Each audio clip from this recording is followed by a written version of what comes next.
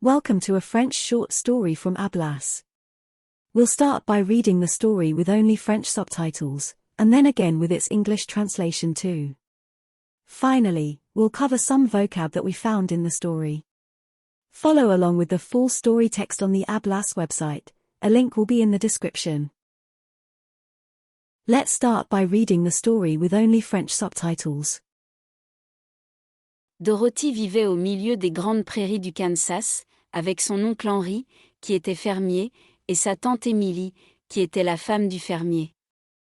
Leur maison était petite, car le bois nécessaire à sa construction devait être transporté en chariot sur plusieurs kilomètres. Lorsque Dorothy se tenait dans l'embrasure de la porte et regardait autour d'elle, elle ne voyait rien d'autre que la grande prairie grise de tous les côtés. Même l'herbe n'était pas verte, car le soleil avait brûlé le sommet des longs brins jusqu'à ce qu'il soit de la même couleur grise partout. Oncle Henry était assis sur le pas de la porte et regardait anxieusement le ciel, qui était encore plus gris que d'habitude. Dorothy se tenait à la porte et regardait également le ciel. Tante Emily faisait la vaisselle. De l'extrême nord, ils entendirent un gémissement bas du vent, et oncle Henry et Dorothy purent voir où l'herbe longue se courbait en vagues devant la tempête à venir. Un sifflement aigu dans l'air venait du sud, et en tournant leurs yeux dans cette direction, ils virent des ondulations dans l'herbe venant de là. Soudain, oncle Henry se leva. « Un cyclone arrive, dit-il à sa femme. Je vais aller m'occuper du bétail. » Puis il accourut vers les hangars où étaient gardées les vaches et les chevaux. Tante Emily arriva à la porte. Un coup d'œil lui fit comprendre que le danger était proche. « Vite, Dorothy, cria-t-elle. Cours vers la cave. » Tante Emily, gravement effrayée, ouvrit la trappe du plancher et descendit l'échelle dans le petit trou sombre. Dorothy avait commencé à suivre sa tante. Alors qu'elle était à mi-chemin de la pièce, il y eut un grand cri du vent, et la maison trembla si fort qu'elle perdit pied et s'assit soudainement sur le sol. Puis une chose étrange se produisit. La maison tourbillonna 2 ou 3 fois et s'éleva lentement dans les airs. Dorothy avait l'impression de monter dans un ballon. Les vents du nord et du sud se rencontrèrent là où se trouvait la maison, et en firent le centre exact du cyclone.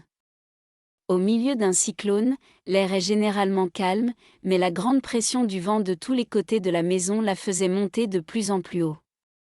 Il faisait très sombre, et le vent hurlait horriblement autour d'elle. Après les premiers tourbillons, et une autre fois où la maison bascula, elle eut l'impression d'être bercée doucement, comme un bébé dans un berceau. Les heures passèrent et Dorothy surmonta lentement sa frayeur, mais elle se sentait très seule et le vent hurlait si fort autour d'elle qu'elle en devint presque sourde. Au début, elle s'était demandé si elle ne serait pas brisée en morceaux lorsque la maison s'écroulerait à nouveau. Mais alors que les heures passaient et que rien de terrible ne se produisait, elle cessa de s'inquiéter et attendit calmement de voir ce que l'avenir lui réservait. Malgré le balancement de la maison et les gémissements du vent, Dorothy ferma bientôt les yeux et s'endormit rapidement. Now we'll read the story again with both French and English subtitles. Dorothy vivait au milieu des grandes prairies du Kansas, avec son oncle Henry, qui était fermier, et sa tante Emily, qui était la femme du fermier. Leur maison était petite, car le bois nécessaire à sa construction devait être transporté en chariot sur plusieurs kilomètres. Lorsque Dorothy se tenait dans l'embrasure de la porte et regardait autour d'elle, elle ne voyait rien d'autre que la grande prairie grise de tous les côtés. Même l'herbe n'était pas verte, car le soleil avait brûlé le sommet des longs brins jusqu'à ce qu'il soit de la même couleur grise partout. Oncle Henry était assis sur le pas de la porte et regardait anxieusement le ciel, qui était encore plus gris que d'habitude. Dorothy se tenait à la porte et regardait également le ciel. Tante Emily faisait la vaisselle. De l'extrême nord, ils entendirent un gémissement bas du vent, et oncle Henry et Dorothy purent voir où l'herbe longue se courbait en vagues devant la tempête à venir. Un sifflement aigu dans l'air venait du sud, et en tournant leurs yeux dans cette direction, ils virent des ondulations dans l'herbe venant de là. Soudain, oncle Henry se leva. « Un cyclone arrive, dit-il à sa femme. Je vais aller m'occuper du bétail. » Puis il accourut vers les hangars où étaient gardées les vaches et les chevaux. Tante Émilie arriva à la porte.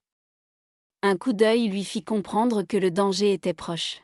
« Vite, Dorothy !» cria-t-elle. « Cours vers la cave !» Tante Émilie, gravement effrayée, ouvrit la trappe du plancher et descendit l'échelle dans le petit trou sombre.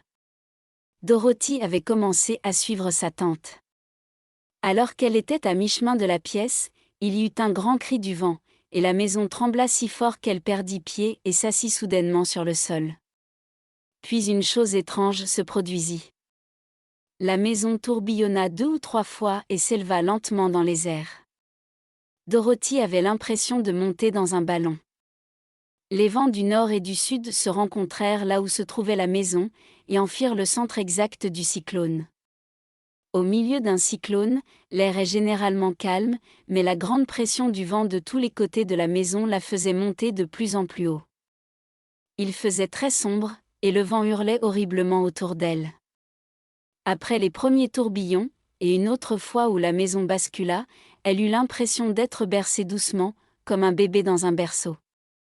Les heures passèrent et Dorothy surmonta lentement sa frayeur, mais elle se sentait très seule et le vent hurlait si fort autour d'elle qu'elle en devint presque sourde.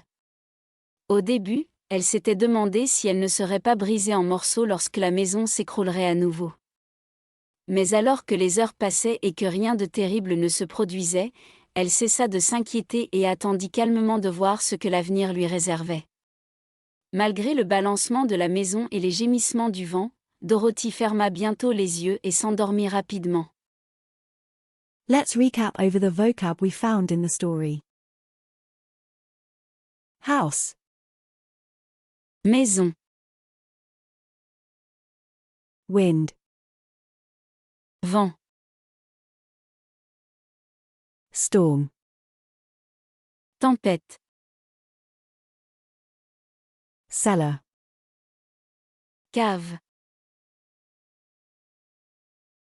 Subscribe for more content like this, and check out the website for more language learning resources and fun games. Thanks for watching.